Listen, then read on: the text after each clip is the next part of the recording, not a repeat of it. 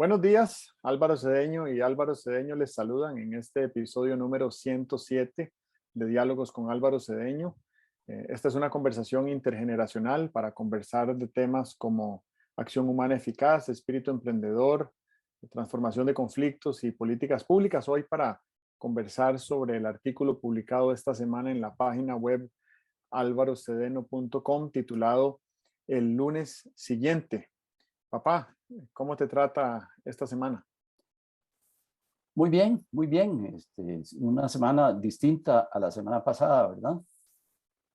Claro, un parteaguas es una elección, hay una decisión final y como ha sido como ha sido la tendencia en este país por muchas décadas, la elección da por terminado un proceso arduo de campaña, un intercambio particular entre ciudadanos, entre partidos y movimientos políticos, y al día siguiente todo tiende a volver a una cierta normalidad. Yo lo percibí mucho esta semana, que después de la elección del domingo, el lunes todavía quedaba ahí como un resabio de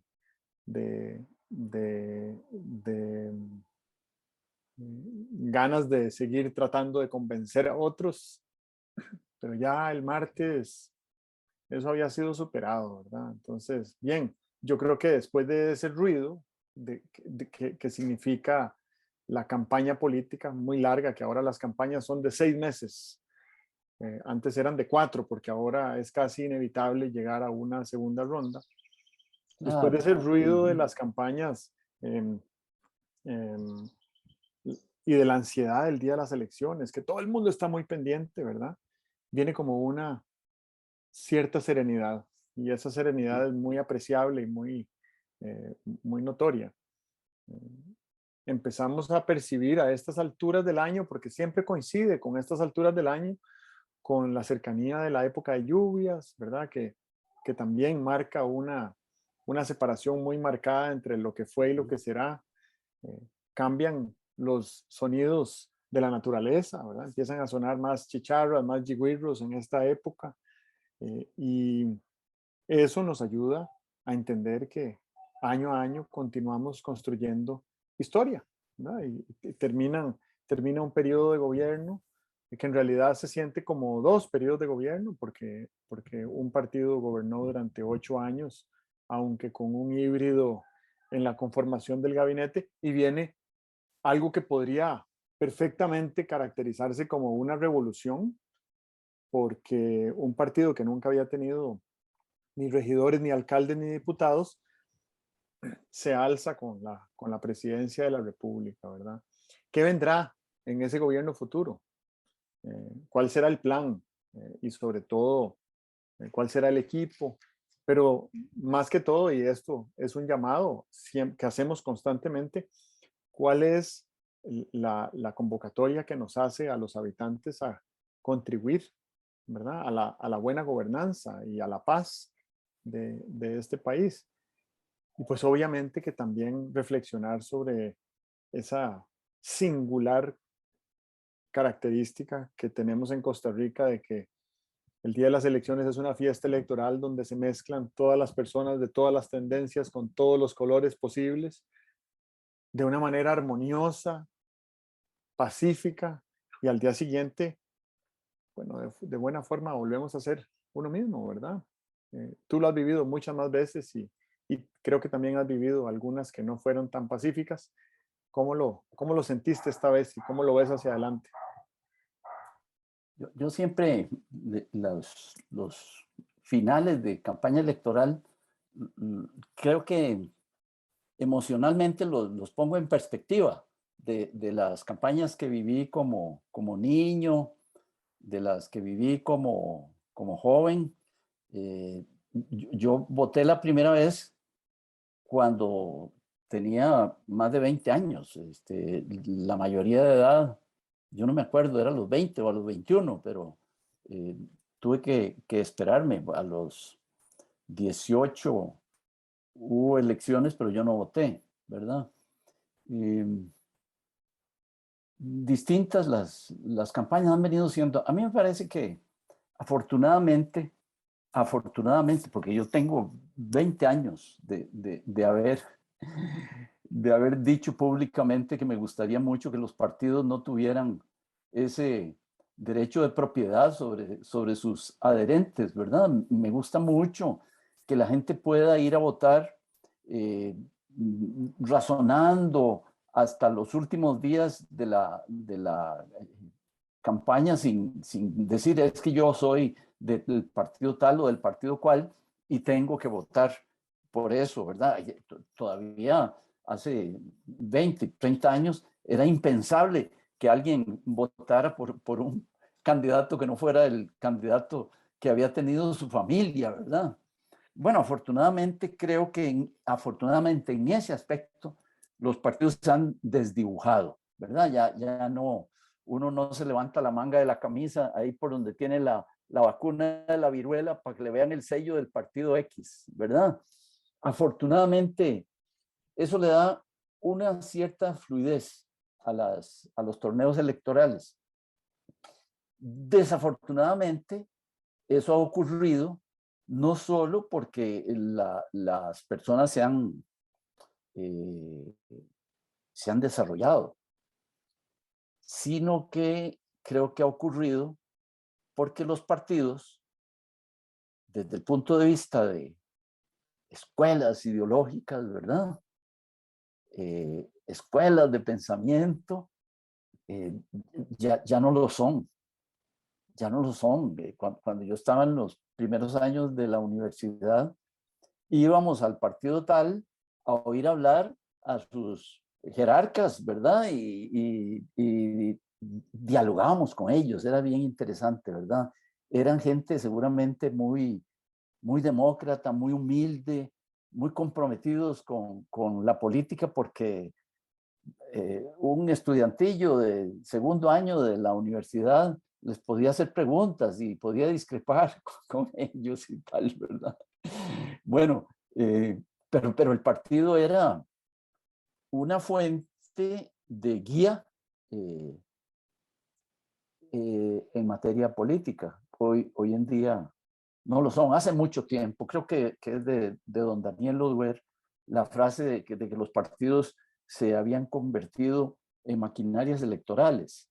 Y un partido que se convierte en maquinaria electoral, pues ya deja de ser fuente de pensamiento, ¿verdad? Entonces, claro, y aquí cito a don Alberto Cañas, ¿verdad? Cuando en los partidos la gente que pega banderas llega a ser más importante que la que produce ideas, entonces eh, el partido perdió la capacidad de condimentar, ¿verdad? Es como la sal que pierde sabor, ¿verdad? Ya no sirve para nada. Y bueno, creo que un desafío interesante, y vale la pena pensarlo alrededor de una campaña, un desafío interesante es el de volver a convertir los partidos en fuente de educación, de guía, de civismo, ¿verdad? Interesantísimo eso, esa referencia a don Alberto Cañas. Y efectivamente, el famoso término pegabanderas, ¿verdad? Se popularizó, no sé desde cuándo, pero yo lo identifico en los últimos 20 años, tal vez, ¿verdad? Que se convirtió hasta es un término peyorativo para referirse a unas personas cuya Sí, contribución en el partido y en la campaña electoral es de movilizar signos externos y después reciben puestos clave en los gobiernos. Eso es muy interesante. Lo otro es que, bueno, desde la Grecia antigua hemos oído decir que gobernar es educar. Y si uno tuviera claridad respecto a ese precepto, entonces entendería que ese proceso educativo, primero, es continuo y segundo, inicia desde antes de asumir funciones, un nuevo gobierno, y desde antes de iniciar la campaña política, ¿verdad? Y desde antes de incluso existir las diferentes tendencias. Por eso es algo que debería de ser continuo. Y eso se perdió. Yo creo que en Costa Rica quedaba un único partido que funcionaba como tal, que era el PLN, y los últimos años han venido perdiendo eso y convirtiéndose más en una plataforma de aspiración, porque además llevan pues ya 3 elecciones seguidas que pierden de manera categórica y estrepitosa en algunos casos.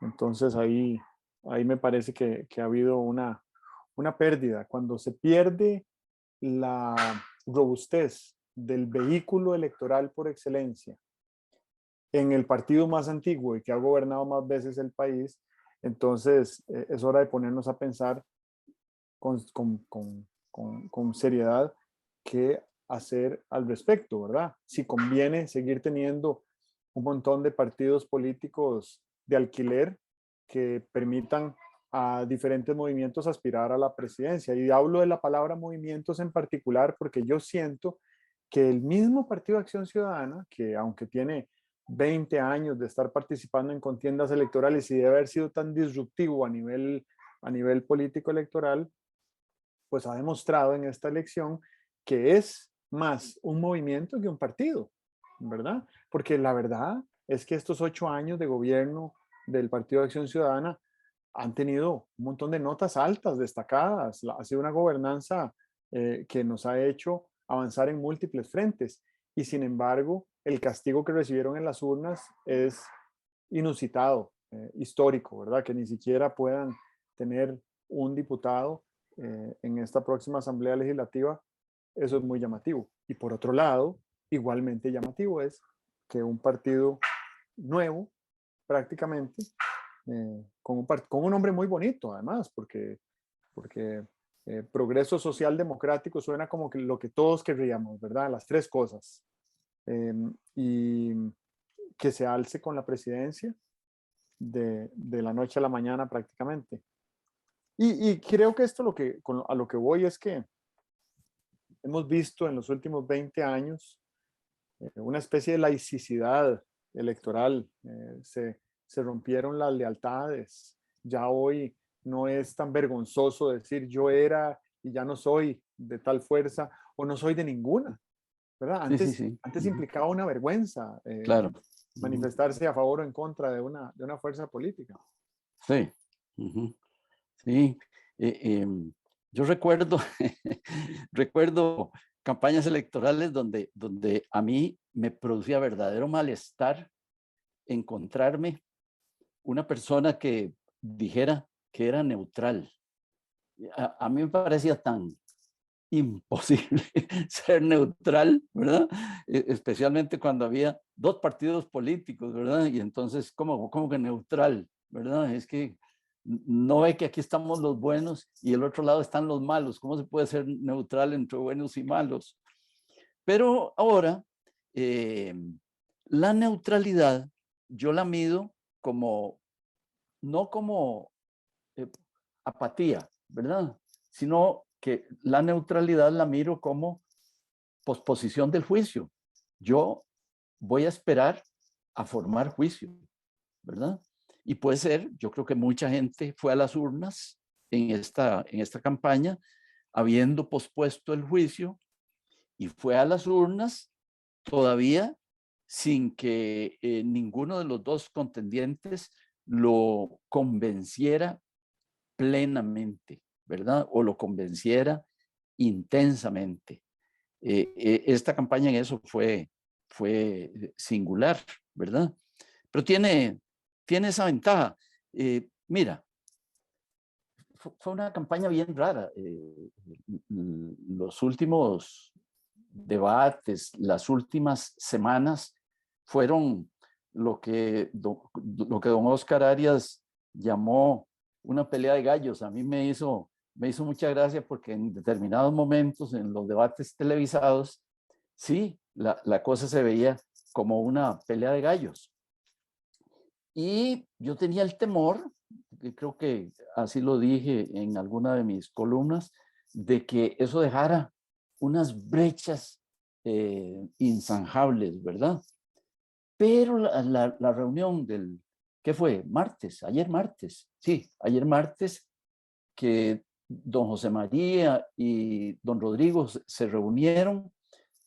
Yo no me creo todo el exterior de la reunión, pero el hecho de que se reunieran, de que pudieran conversar, de que algunas cosas que se intercambiaron y tal, me parece a mí que de veras que lo de la pelea de gallos quedó atrás para el bien del país, porque al país lo que no le conviene es que sigamos en campaña política, después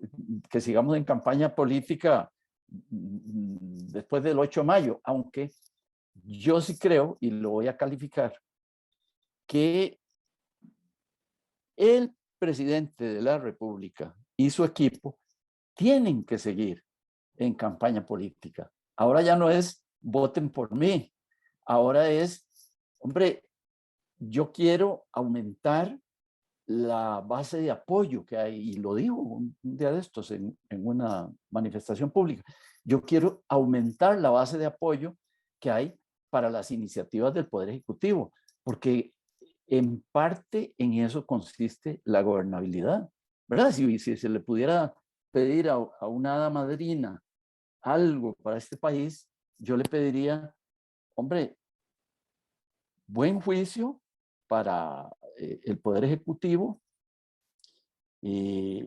una disposición a apoyar de parte de las personas, de la población, ¿verdad?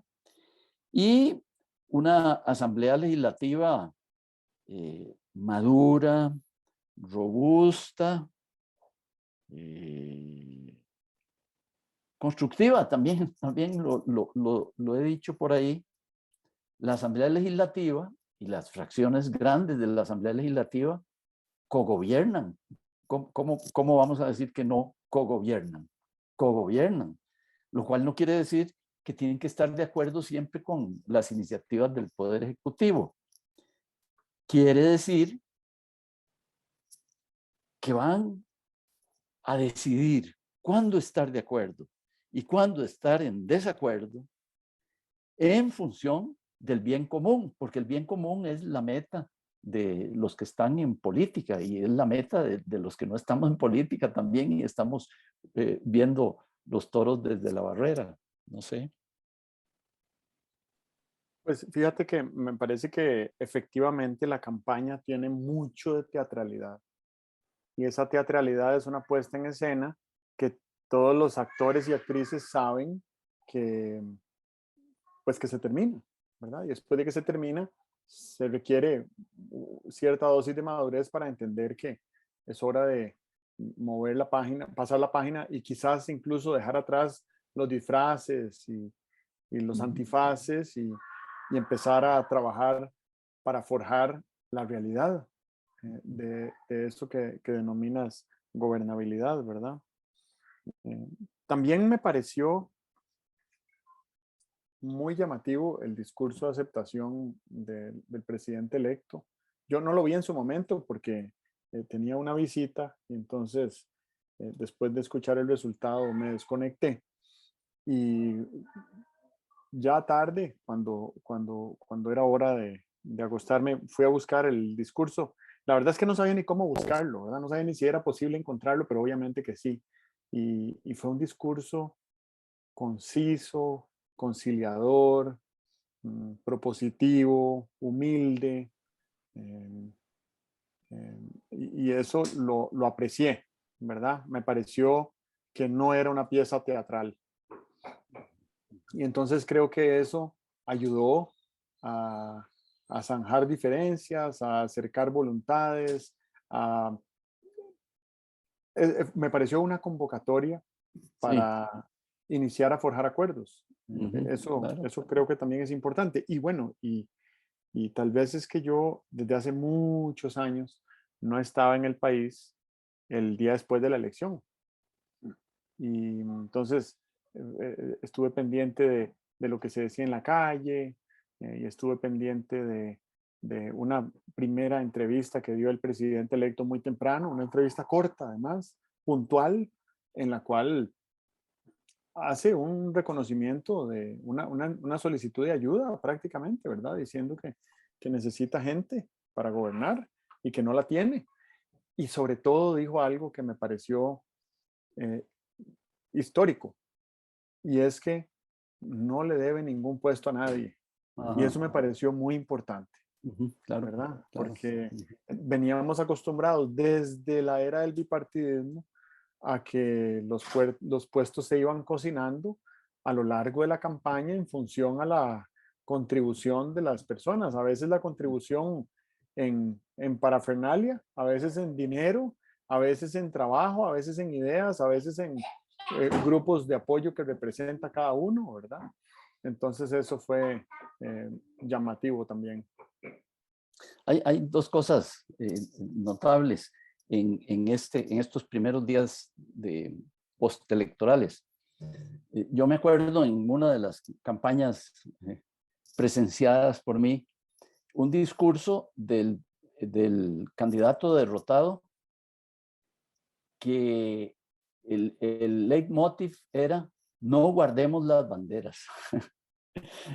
Y en cambio, en este caso, el presidente electo dijo, ya guardemos las banderas, y ahora que sea la bandera de Costa Rica la que nos una a todos.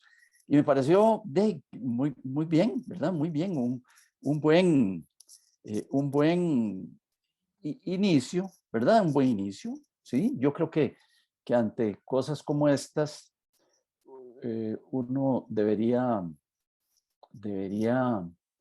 aceptar que es posible que alguien venga con muy buena intención, con una visión nueva de los asuntos nacionales y que entonces venga a innovar. Que por cierto, a mí eh, me parece muy innovador que el presidente electo venga y diga que van a más o menos hacer un concurso para que haya muchos candidatos, verlos, hacer un cernido de los candidatos, a ver con quién se quedan. Esto es innovador, ¿verdad? Claro, alguien podría decir, es que claro, es un partido sin estructura, un partido muy nuevo, un partido que no tiene, claro, es lo que tú dices, cuando un partido tiene muchos años de gobernar, pues hay mucha gente que han sido alcaldes y regidores y diputados y embajadores y ministros y viceministros.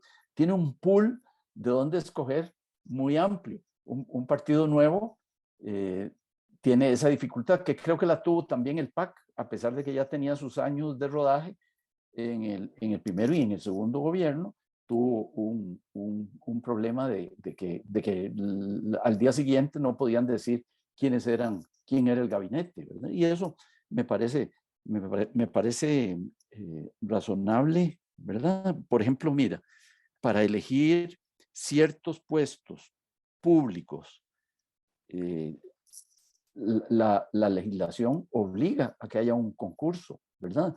No se puede elegir un defensor o defensora de los habitantes, ni un fiscal general sin que haya un concurso. Entiendo que tampoco se puede elegir un magistrado sin que de una cierta manera se integre por ahí una terna, ¿verdad? Bueno, si en puestos así de importantes ocurre el concurso, ¿por qué no va a ocurrir el concurso para seleccionar a un ministro o a un viceministro, verdad? Claro, y bueno, eso concuerdo en que es innovador y siento que es un experimento menos riesgoso que el que se intentó hace 4 años de conformar un gabinete de unidad nacional, porque había muchas fuerzas eh, tensando el gabinete. Pero abrir a concurso para gente que sea apta y que se sienta con la voluntad de servir y que tenga diversas experiencias de vida para reunirla bajo un mandato específico, bajo una agenda y obviamente con la capacidad de adaptación a las circunstancias, a los tiempos, porque una cosa es lo que uno planifica en el 2021 y otra cosa es lo que pasa en el 2024, ¿verdad? Entonces eso también me parece importante. Y por otro lado, creo que hoy en día las herramientas digitales que se tienen para hacer pronósticos electorales de lo que llaman sentimiento, ¿verdad? La inclinación de una persona a favor de determinada candidatura, permiten saber desde mucho tiempo atrás más o menos cuál va a ser el resultado, ¿verdad? No hay muchas sorpresas y aunque hay oscilaciones y hay indecisos y hay abstencionismo, eh, este resultado, el resultado estadístico es casi idéntico a la primera fotografía que se tomó después de la primera ronda. Y esa consistencia eh, la da la tecnología hoy en día y entonces permite que un candidato, que el candidato que no resulta electo en la segunda ronda, ya sabe con muchos días de anticipación que no le va a alcanzar. Y entonces Ujú. puede prepararse anímicamente para su discurso de aceptación.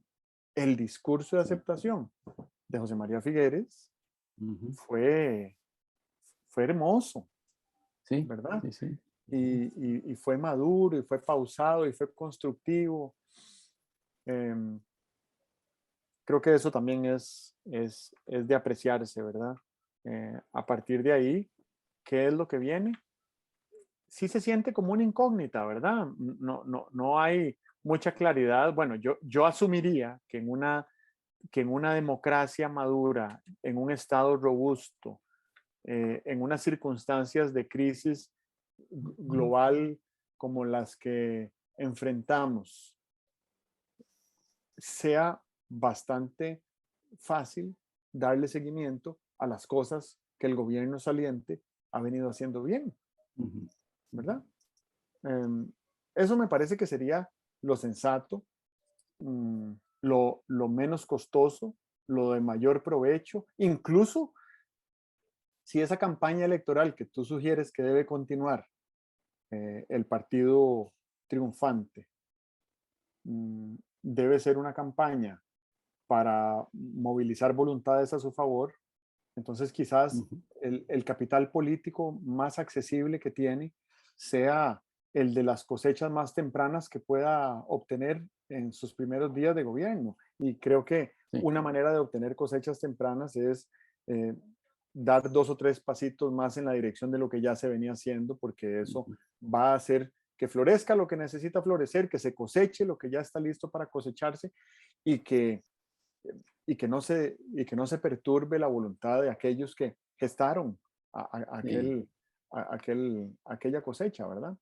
Vieras que aquí en el país muy pocas veces se deja un ministro, ¿verdad? Por ejemplo, ahora que decías de cosechas maduras, eh,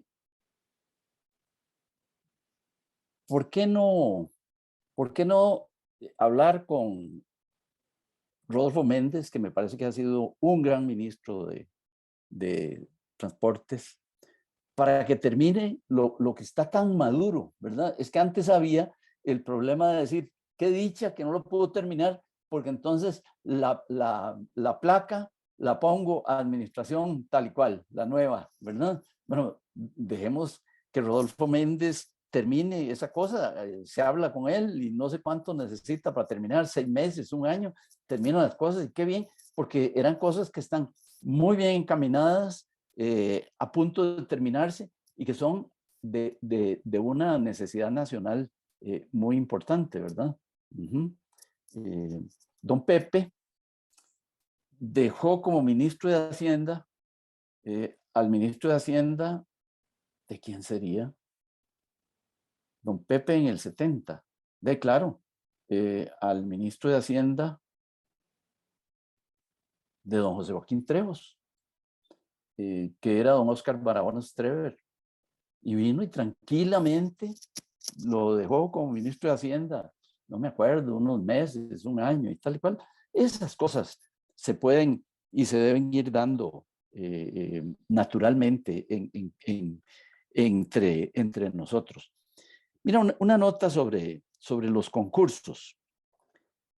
El, El tema que es delicado es cuáles son los criterios del concurso, ¿verdad? Porque la idea del concurso a mí me parece que está muy buena, pero la idea del concurso, perdón, los criterios del concurso, cómo es que se va a seleccionar a la gente, sí que es importante, ¿verdad? Yo en eso sé 2 o 3 cosas muy bien.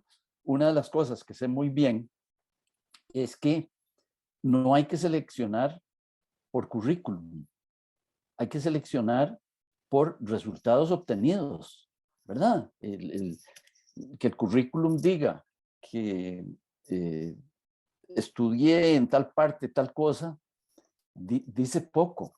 Eh, lo que se necesita en un puesto ejecutivo, y hablo desde la experiencia que tengo en los puestos de ejecutivo en empresas con fines de lucro, es una persona que sepa producir resultados.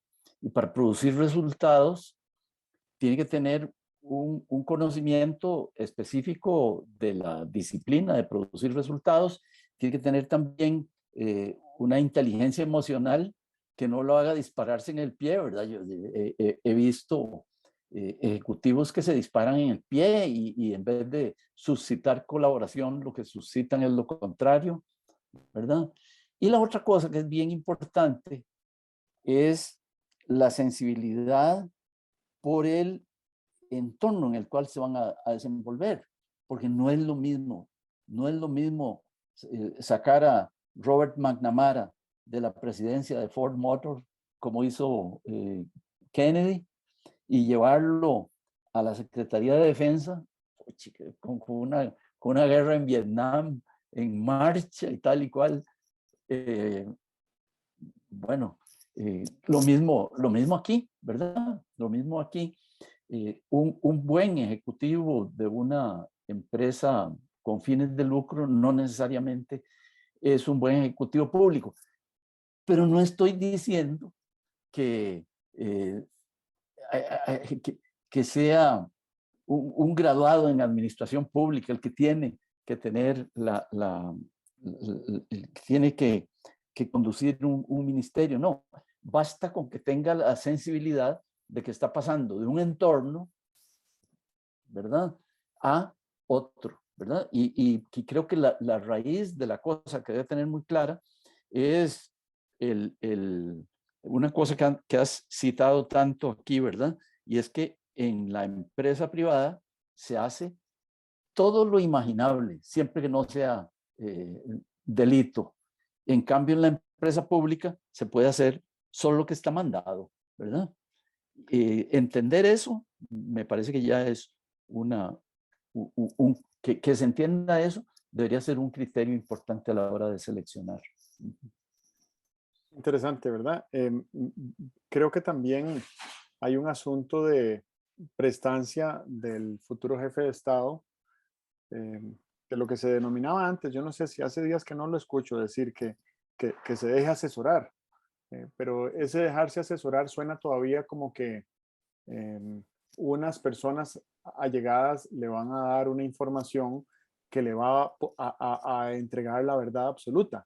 Y yo creo que más bien de lo que se trata es de gestionar como gestionan las empresas innovadoras, donde pues sí, hay una estructura administrativa que responde a cierta jerarquía no muy pronunciada, donde las personas colaboradoras que ocupan rangos de inferior responsabilidad eh, tienen la apertura y la aptitud para gerenciar a su superior, ¿verdad?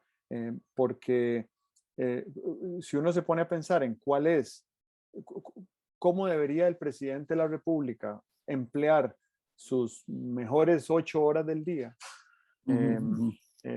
no es informándose, ¿verdad? Ni enterándose de cuáles son las tendencias que lleva el mundo, que lleva la tecnología, sino que es tomando decisiones. Entonces, para tomar decisiones necesita un tipo de información que se le presente de una forma tal que le resulte bastante claro. Es más, prácticamente lo que le tienen que dar es una explicación de la decisión para que la pueda defender. ¿verdad? Y en eso el Sí, diseño... yo pienso que, no sé por qué, perdón, No, dale, dale, dale.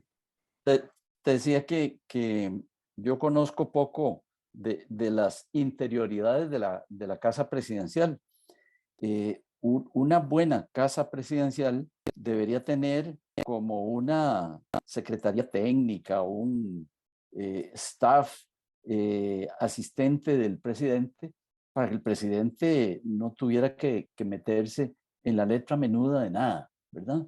Sino que hiciera eso que tú estás diciendo. Él debe tener muy clara la estrategia y debe hacer conocer a esa secretaría técnica en qué consiste la estrategia, pero la Secretaría Técnica debería hacer una gran cantidad de trabajo, así exactamente como lo estás diciendo, ¿verdad?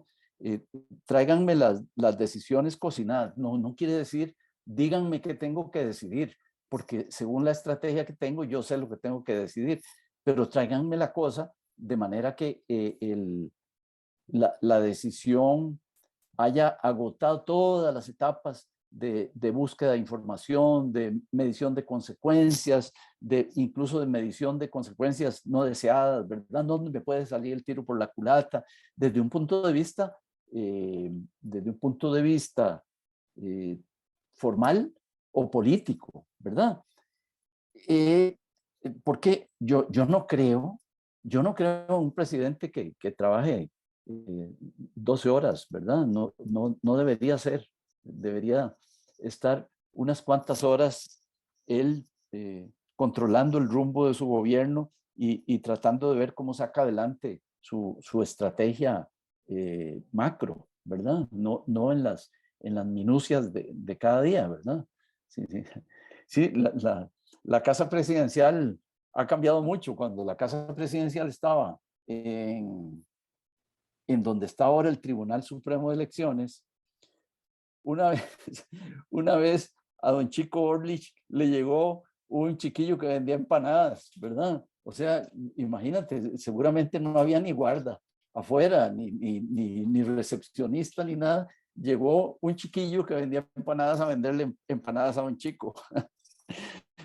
Hoy en día esa cosa está cambiada. Bueno, deberíamos revisar, no sé cómo está esa unidad. Tú la llamas asesora y entiendo muy bien por qué dices, podría sonar mal lo de asesora, ¿verdad? Asesora suena como alguien diciendo al presidente, y ahora haga hacia la derecha y ahora hacia la izquierda. No es eso. Es una unidad que le digiera toda la información en los asuntos tan complejos y múltiples que debe enfrentar con toda frecuencia. Eso, y por otro lado, vieras que a mí me gusta creer que el presidente de la República debería de estar constantemente desde ya, desde antes de asumir, eh, siendo sometido, vamos a ver, eh, como parte de un proceso de facilitación donde esté estimulando la flexibilidad de su imaginación para poder saber cuál es su visión de máxima ambición en diferentes temas, para poder saber cómo visualiza él el legado de su administración, ¿verdad? Eso creo que es muy importante para poder generar los mandatos que se necesitan para que los ministros, que son representantes de ese poder ejecutivo cuya última responsabilidad es del jefe de Estado, eh, ejecuten, ¿verdad? Bajo un mandato. Y eso me parece importante. Otra cosita que me la salté cuando estaba hablando de los discursos de aceptación. El presidente electo en su discurso de aceptación hizo referencia y citó a José María Figueres en un término que denominaron ambos el milagro costarricense, ¿verdad? ¿Cómo cogestamos el milagro costarricense? Que hoy en la mañana estaba en una llamada telefónica de alguien que me dijo, mira, es que las condiciones del mundo y el nivel de avance en el que queda el Estado costarricense ahora en mayo deja a Costa Rica a punto de despegar. Y a mí me entró una enorme ilusión porque yo yo sé el potencial que tiene este país, pero nunca había escuchado que el país estaba a punto de despegar y me lo dijo una persona, bueno, que tiene muchos años de vuelo y que ha sido sumamente exitosa en su carrera y en su carrera como empresario. Entonces me hizo pensar que ese milagro costarricense pues no sucede de la noche a la mañana, sino que se va a alimentar de los eslabones de esa cadena y las piezas de ese ecosistema, de ese milagro que se han venido gestando por 40 años o incluso más, ¿verdad? Podemos ir mucho más atrás. Eso me resultó llamativo. Ahora mencionabas la importancia de que los ejecutivos principales del gobierno, yo creo que también del Poder Ejecutivo, creo que también los señores y señoras diputados deberían tener muy claro cuál es el legado que quieren dejar, ¿verdad? Eh, por ahí hay un tratadista en administración que dice una frase que a mí me ha gustado mucho y la he utilizado mucho. Eh, si logro que en este puesto, mi paso por él habrá sido totalmente satisfactorio para mí, ¿verdad? Y yo recuerdo una vez en un puesto de elección eh, que tuve, eh, elección no popular, pero elección. Eh, en cuanto fui electo, pensé qué cosas quería que contuviera el informe al final de mi gestión. Y de veras me las apunté por ahí y fue muy interesante porque estuve los 2 años que estaba en la posición intentando ver y hacer cosas que que cupieran dentro de ese informe final de labores que tenía pensado desde que fui electo. Yo creo que hay que tener claro el legado que uno quiere dejar, pero no el legado así como, ¿qué le pondrán a mi estatua? No, sino más bien, ¿qué es lo que quiero poner en el informe final, ¿verdad? Eso, diputados, ministros, presidente, vicepresidentes, deberían tener eso claro, ¿verdad? Sí, tal vez la pregunta que yo formularía sería, eh, ¿cómo haremos avanzar la causa del Estado costarricense? Y con esa pregunta, sentir que las respuestas nos van a permitir ir avanzando, ¿verdad? Porque también el tema de los mandatos son muy rígidos y vivimos en una época de la humanidad de extrema volatilidad. Y entonces, Sí, los mandatos creo que sí, lo que deberían de darnos es como un objetivo al final del camino, pero entendiendo que el camino hacia ese objetivo no es una línea recta, sino que es un camino así sinuoso, es. Ujú, ¿verdad? claro. Y que va a requerir de ingenio y de creatividad y de, Ujú, y de esfuerzos colaborativos y de alianzas público-privadas, definitivamente, ¿verdad? Definitivamente va a ser muy necesario sí, incursionar en alianzas público-privadas. Creo que vivimos en una era donde la ruptura de tabúes es la norma y tratar de romper el tabú de las alianzas público-privadas, nos sería sumamente beneficioso, ¿verdad? ujú, Que por alguna razón aquí se estigmatizaron esas alianzas. Tenemos una de las leyes más robustas de, eh, de contratación administrativa, ¿verdad? Y esa ley, no de contratación administrativa, perdón, una ley de concesión de obra pública. Es una de las ajá, leyes más sí, robustas de nuestro Estado. ujú, Pero esas leyes no funcionan si no estamos abiertos, dispuestos, inclinados a incorporar empresa privada en la prestación de servicios públicos, ¿verdad? ujú, ujú, sí. Mira, yo quisiera dejar ahí como unas conclusiones, ¿verdad? Eh, primero, una reflexión para ciudadanos y gobernantes. Producir resultados cuesta Dios y ayuda, ¿verdad? Es muy difícil producir resultados. La acción humana está caracterizada por eso. Nada es soplar, nada que valga la pena es soplar y hacer botellas. Segundo, sería interesante que los ciudadanos, los habitantes, no esperaran milagros, ¿verdad? En mayo va a llover agua, ¿verdad? No va a llover café en el campo, como dice Juan Luis Guerra, ¿verdad? No, no esperemos milagros. Las cosas son de ir poco a poco. Ciudadanos, hombre, a mí, si se me considera un milagro, yo diría que la gente pierda, que guarden el vitriolo, ¿verdad? Porque hemos visto en los últimos años mucho vitriolo. Estoy hablando, creo que de ácido sulfúrico, que creo que se llama vitriolo popularmente.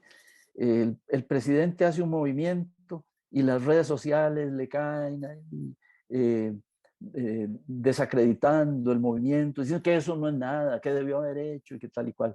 Entonces, guardemos el ácido sulfúrico, ¿verdad? Arrimemos el hombro. ¿Cómo?